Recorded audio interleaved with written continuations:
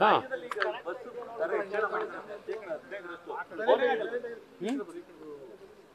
ಹೊರೆ ಯಾರಿಗಾಗುತ್ತೆ? ಜನಕ್ಕೆ ತಾನೆ, ಸರ್ಕಾರಕ್ಕೇನು ಹೊರೆ ಆಗಲ್ವಲ್ಲ, ಮುಖ್ಯಮಂತ್ರಿಗಳಿಗೆ ಮಂತ್ರಿಗಳಿಗೇನು ಹೊರೆ ಅಲ್ವಲ್ಲ, ಜನಕ್ಕೆ ತಾನೇ ಹೊರೆ ಆಗೋದು.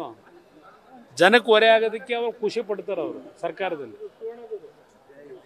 ಸರ್ಕಾರದಲ್ಲಿ ಜನಗಳ ಮೇಲೆ ಎಷ್ಟು ರೀತಿಯಲ್ಲಿ ಹೊರೆ ಹೊರಲಿಕ್ಕೆ ಸಾಧ್ಯ ಹೊರಿಸಿದಾಗೆ ಆನಂದ ಪಡ್ತಕ್ಕಂಥ ಸರ್ಕಾರ ಇದು.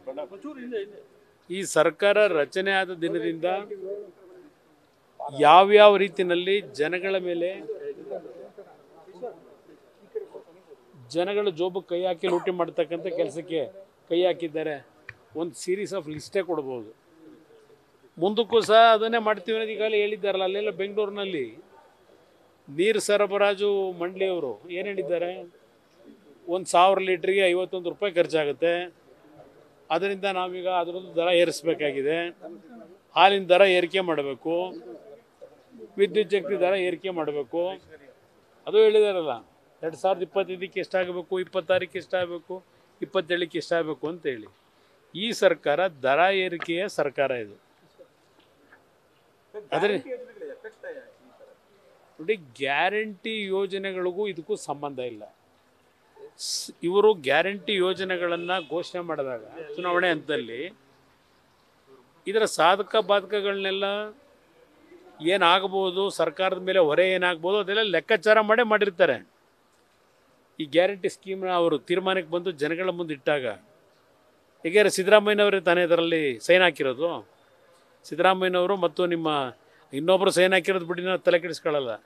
ಸಿದ್ದರಾಮಯ್ಯನವರು ಈ ದೇಶದಲ್ಲೇ ಬಹುಶಃ ಮನಮೋಹನ್ ಸಿಂಗ್ ಬಿಟ್ಟ ಮೇಲೆ ಅತ್ಯಂತ ದೊಡ್ಡ ಮಟ್ಟದ ಆರ್ಥಿಕ ತಜ್ಞರು ಈ ದೇಶದಲ್ಲಿ.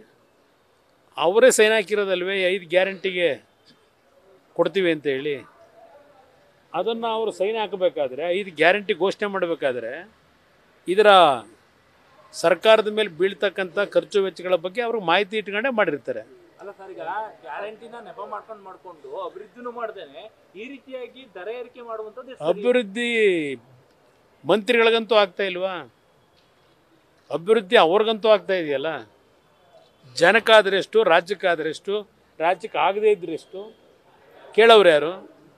ಅವರ ಅಭಿವೃದ್ಧಿಗಳು ಭಾಳ ಯಥೇಚ್ಛವಾಗಿ ಖುಷಿಯಾಗಿ ಮಾಡ್ಕೊತಾ ಇದ್ದಾರೆ. ಪ್ರತಿಯೊಂದಕ್ಕೂ ಪರ್ಸೆಂಟೇಜು. ನನಗೆ ಮೊನ್ನೆ ಯಾರೋ ಹೇಳ್ತಾ ಇದ್ರು, ಈ ವರ್ಷ ಕೊಟ್ಟಿರೋದೇ ಆಶ್ರಯ ಮನೆ ಬಹುಶಃ 5,000 6,000 ಕೊಟ್ಟಿರ್ಬೋದು. ಅದಕ್ಕೂ ಸಹ ಪರ್ಸೆಂಟೇಜು ನೆನ್ನೆ ಕೇರ್ಪೇಟೆಗೆ ಹೋದಾಗ ಹೇಳ್ತಾ ಇದ್ರು. ಆಶ್ರಯ ಮನೆ ಅಲಾಟ್ಗೂ ಹಿಂದೆ ಏನೋ PDOನೋ PDOನೋ ಅದೆಂಥದ್ದು ಮನೆ ಅಲಾಟ್ ಆಗ್ಬೇಕಾದ್ರೆ ವಸೂಲಿ ಮಾಡೋಣ ಅಂತ ಹೇಳೋರು ಹಿಂದೆ. ಈಗ ಅಲ್ಲಿ ವಿಧಾನಸೌಧದಲ್ಲೇ ವಸೂಲಿ ಶುರುವಾಗಿದೆ ಅಂತಾರಲ್ಲ. ಆಶ್ರಯ ಮನೆ ಕೊಡೋಕ್ಕೂ, ಆಶ್ರಯ ಮನೆಗೂ 12,000 ರೂಪಾಯಿನೋ ವಸೂಲಿ ಮಾಡ್ತಾರಂತೆ. ಅದೇನಪ್ಪ ನೆನ್ನೆ ನನಗೆ ಬಂದಂಥ ವಿಷಯಕ್ಕೆ ನಾನಂತೂ ಅರ್ಜಿಯನ್ನು ಹಿಡ್ಕೊಂಡು ಹೋಗಿಲ್ಲ ಸರ್ಕಾರದ ಮುಂದೆ. ಶಾಸಕರುಗಳು ಹೇಳೋದು, ನಾನು ಹೇಳೋದಲ್ಲ. ಅದರಿಂದ ಅವ್ರ ಸಂಪದ್ಭರಿತವಾಗಂತೂ ಇದಾರಲ್ವಾ. ನ್ಯೂಸ್ ಫಸ್ಟ್, ನಿರ್ಭೀತಿಯಿಂದ ನಿಮ್ಮ ಪರವಾಗಿ.